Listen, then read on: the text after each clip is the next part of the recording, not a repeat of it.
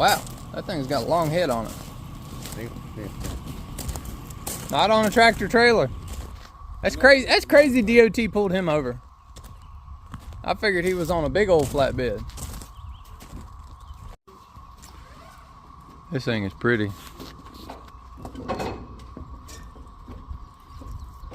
Boy, oh boy. Yeah, that's gonna be your lock. So you can extend the boom. Switches. It's so much like the other one. That's very cool.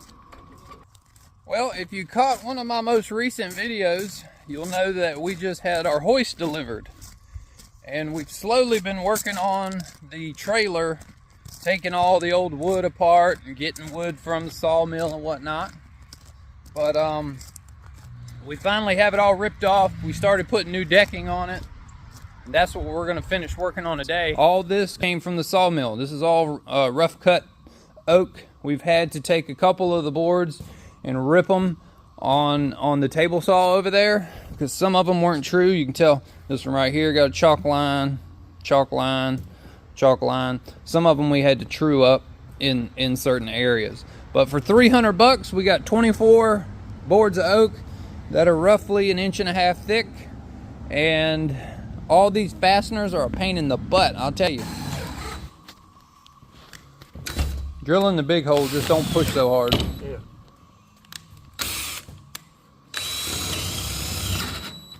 You know, you might be hitting a beam.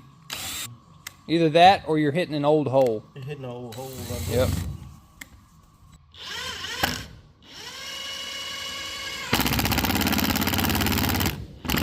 Yep. We're good. Okay. We're only going to put one here because there's a knot.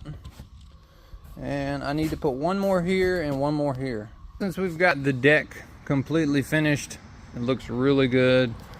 What I'm doing now is I'm basically taking my razor blade and I'm going to go to all these old decals, which is probably about 20 of them on this trailer.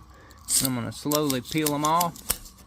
And then probably on Saturday, I'll come up here, make sure the trailer's good and clean. As long as I have a good day, good weather outside, I'm going to go ahead and get my paint gun and we're going to paint this trailer.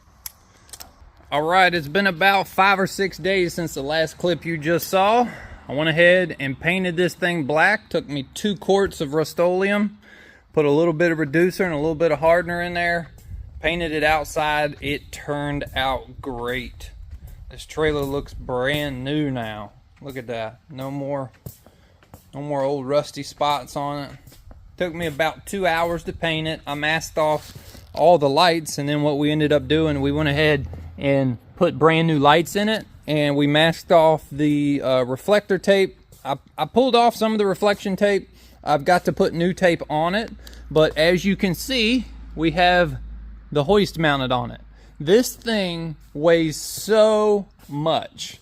It was crazy. We had to use the old hoist to pick it up, and it was all that the old hoist wanted just to pick this thing up. We had to actually double line it to get 6,000 pounds of pull instead of 3,000 pounds of pull, because believe it or not, this thing weighs like 5,000 pounds.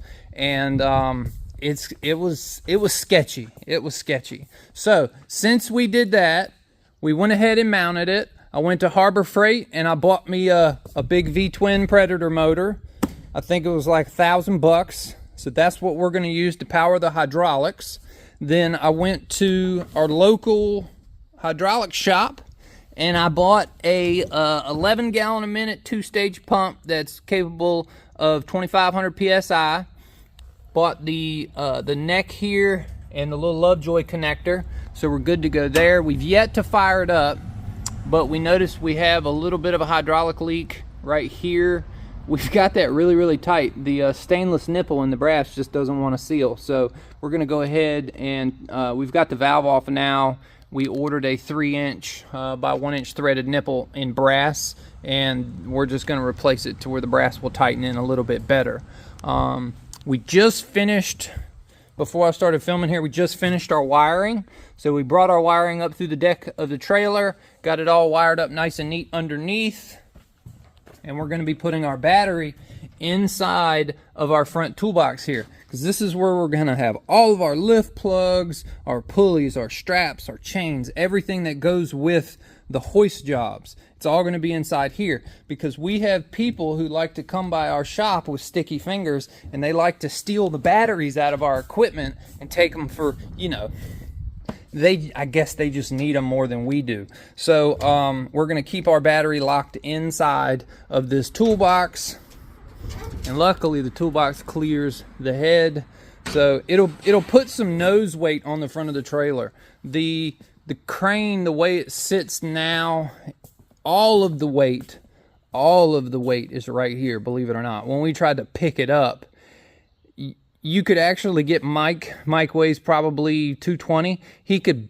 pull on that neck up there on the top of the boom, and he could actually lift the back of the trailer up, and it would balance here in the middle. So that just gives you an idea of how much weight is here and how little weight is here. There's literally only about 200 pounds of weight on the back of the machine here. So once the boom comes up in the air, that's when the balance starts to, you know, the balance of the machine starts to balance itself out. Now we have noticed, it just doesn't seem like we have a lot here. We have 10 inches, but the trailer on the front is jacked up right now. So once it gets put on the hitch of the truck, it'll go down, which those will come up to about the 11-inch mark. And we do believe that the cylinders are going to come up another about 1.5 inches. They're both kind of at that point where hopefully we'll get it up a little bit more. Our other trailer, we had them mounted on 8x8s. We had an 8x8 underneath it all the way around, and literally just the wooden deck of the trailer was holding it down. I did not want this machine to be done like that. I wanted this machine bolted to the chassis of the trailer, not to a block of wood and the wood bolted to the trailer. It's just, that's what I wanted, so this is the way that I'm going to do it. We've had discussions about it back and forth, so I went ahead, I put 3 grade 8 bolts back here, and I know this is just kind of not really much 1/8-inch plate steel, and then we've got some C-channel here.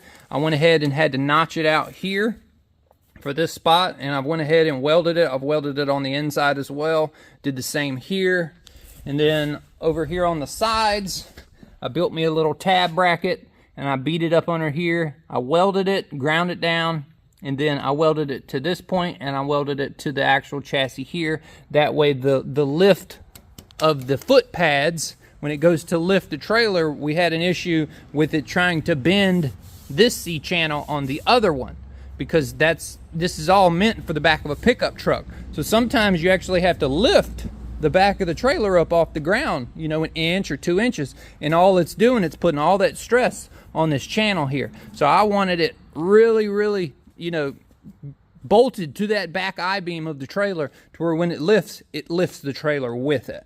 So yeah, that's what we're doing. But it's kind of crazy. I've got to go now. We were gonna drill today, but things got shuffled around. These right here, so these big giant U-bolts are huge. They're 20 inches. This was meant to go through the back of a pickup truck into the chassis of the truck. They're 20 inches long.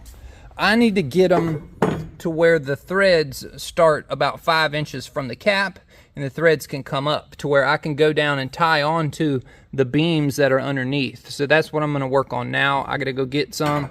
This is going to go basically like that, but it's going to go the other way. I'm going to drill like so, and then I'll be able to tie onto the beams underneath the trailer in multiple points. So I've got to go get 4 of these, and that's what we're going to be working on. So this video has been shot over probably a 2-week period.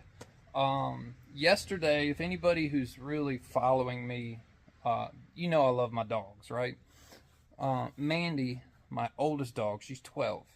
She either has gotten bit by a spider or bit by a snake. And yesterday I had to take her to the vet, and she was swollen up underneath her front armpit, probably the size of my fist. And I took her there yesterday. We got her on anti-inflammatory and some antibiotics. And this morning at 6 o'clock, I had to pick her up to take her outside, and it busted. So she's inside right now, and I squeezed probably 5-6 ounces of fluid out of her, and it just, oh, it hurts my heart, you know. I honestly thought I was gonna have to put her down yesterday because she hadn't moved in 2 days, so it made me nervous. But let's go inside and see her. Hey, baby girl. What you doing? Yeah, my sweetheart. Yes. She's not moving, but the look on her face looks better. Yeah, she's definitely she's in better spirits today. She can move now. Now that because the swollen area was all under here. Even her leg. She's on the mend. She's Say day 3, huh? Day 3. Yeah. We got to call into the vet, so we'll see what they want me to do, whether or not we need to bring her back in. They're probably just going to tell you keep an eye on it. Yeah, she don't want me squeezing on it anymore. I squeezed enough of the fluid out of it, but yeah, she's eating and drinking. That's all that matters. Sweet baby. So you just don't want to move, huh? No. She said, just leave me alone. Let me be. Yes. I fed her yesterday evening some chicken, and she didn't want to eat her medicine this morning because I guess she could tell that it had the medicine in it. So I made her another a bowl of like sloppy Joe mix, and she took her medicine in the sloppy Joe mix. She couldn't pass up the sloppy Joe. Oh man, sloppy Joe, man. As long as she's eating and drinking, it's a good sign. But she's shedding like crazy, girl. Yeah, my dog is too. It's like that. Well, it could have been worse. I had a knot in my stomach all yesterday. It's hard when you call the vet early in the morning and they were like, oh, we can't see you until 3 o'clock, and I've got to be out drilling a well. I went out and drilled with them yesterday until like 1:30, and then it's tough. You got to let Dad and Mike do all the work, and, you know, Dad's 68, Mike's like 54. You got them 2 guys running everything, and I can't be there. I felt bad. But, I mean, what can you do? You can't be in multiple places at multiple times, and I can't let anybody else take my dog to the vet and deal with that. So it's just hard being pulled in 5 different directions.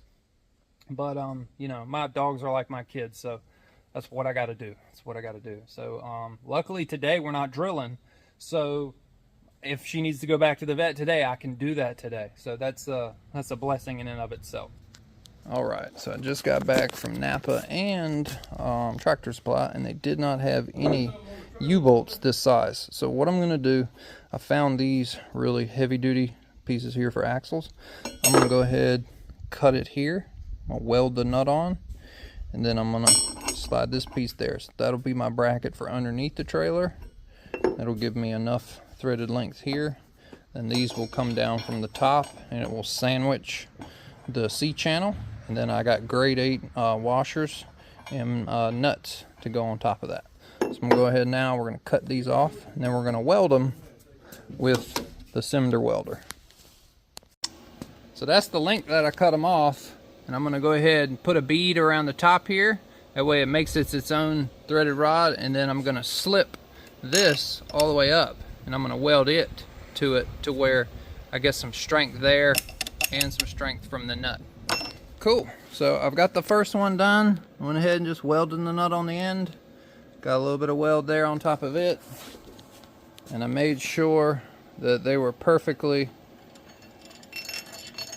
everything would ride perfect. So the channel of the trailer will go here, and then it'll go up through, and then the top of the crane, and that'll go down and spread the load. Best I can do.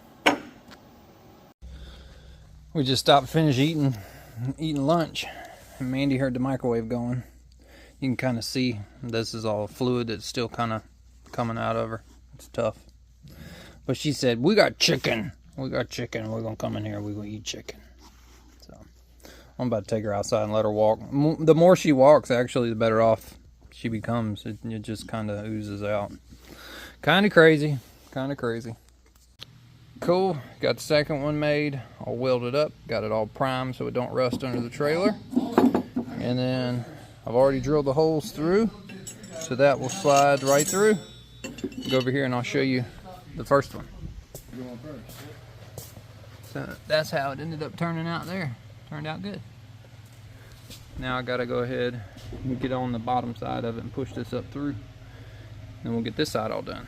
All right, so we've got our grade 8 washers, our grade 8 lock washers. Got a little bit of blue Loctite on there, and our grade 8 nuts. Go ahead and start these. Then we'll get the impact gun and we'll run it down and snug it up.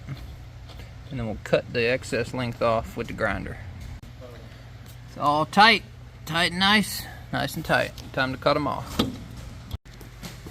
I'm happy with how that turned out. Let's go underneath the bottom and see how that looks. Alright, so here's the channel that I was trying to spread the load out across. So it's not bad. Not bad. Last time it was just in the wood. This time I've actually got it to the I-beam itself. So I've got this I-beam on both sides, and now I've got to move up front, right in front of that axle, and we're going to put some up there next. Alright, so while I've been mounting up the back of the crane with all the steel and everything, Dad's been up here working on the electrical for this motor. So this is basically our battery wires that's going to feed this. I want to take you underneath here and show you how clean I got it looking. So basically, this right here is the wire that goes up through the deck to feed the starter and the ground to the motor. And I went ahead, and you see I've just run it right along the bottom there. Some little 1/2-inch conduit clamps. Then we went over here to the side and zip tied it to the side of the trailer. Got it coming over here. And then we got both of them going into the work bin, just like so. Here are 3 bolts holding down the work bin. There's another bolt and another bolt. I think these right here hold the battery box in place. But yep, trailer's looking good. Trailer's looking nice. All right, so we've been working on this thing for the past few hours, and I got these up here bolted down. I took a piece of bar stock. And luckily, where I sent this through, I caught the beam that goes across here. So this is actually connected to the beam.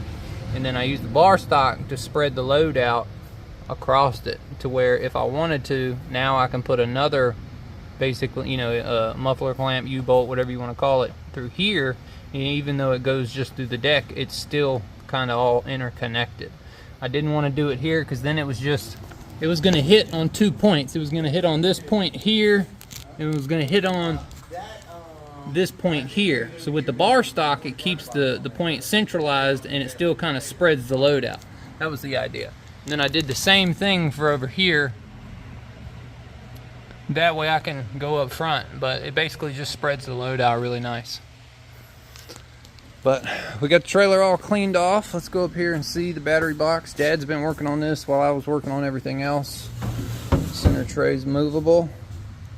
Cool. So this is power that goes over to the starter, and then this is the wiring that goes to the actual crane itself. So everything looks pretty good in here. All we gotta do now is put the lid on the battery box. Maybe put a bungee cord in there to where it won't move around. Yeah, it's still movable. Maybe put some foam on each side. But yeah, it's awesome. Awesome. Turned out great. I know the video's probably growing long on y'all, but we got it all bolted down. I've got 3 points in the back, welded in the back too. 2 points there in the center, connected to the beam. Point up front, connected to the beam on each side. Gas motors here, the jug. We've got a electric pump here. Then it runs through a little filter. It also has another pump inside and another filter. So basically we don't ever have to prime it. We just hook up the power to it and it force feeds it, and it does fine. I think that little pump only gives us like 8 PSI or 12 PSI, something like that, but ends up running good. We run all of our stuff on that little pump. So I think it's about time for the first fire up, and then we'll test the hydraulics and see how this thing works. A little bit of paint prevents a whole lot of rust. Next is red. I guess you just want to let that dry first and then we'll spray it. It don't take but about 5 minutes for primer to dry. Alright, let's fire it up.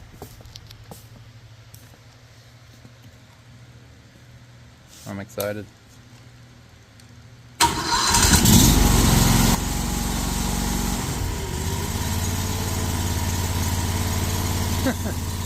Fire right up. Yeah.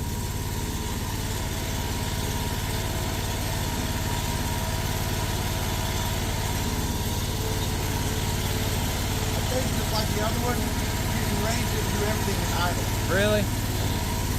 It should be a high enough flow pump to where you can do that.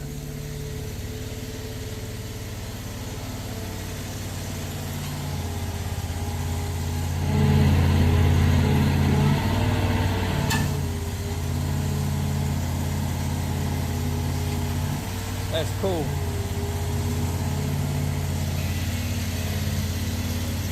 Oh wow, the buzzer goes off, just letting you know. Oh, there it goes. Kicked in. Wow. That was that first piston up front helped pushing it up. That's cool. Yeah, lift assist called. Yeah. So see that little piston right there? That helped pick up the boom originally. That is pretty cool.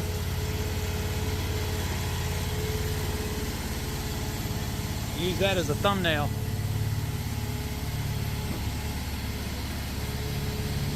I swear to God it clears. Alright, you good? Remember, we don't have nothing on the nose. I think it goes over, Mike. Oh, it would definitely go all the way up. But I don't feel safe. Yeah.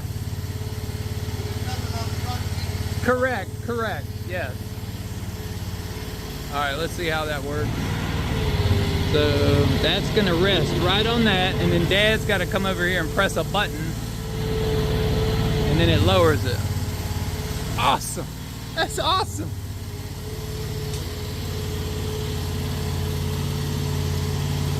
That's amazing. That motor's just at idle. That's an idle. That's crazy.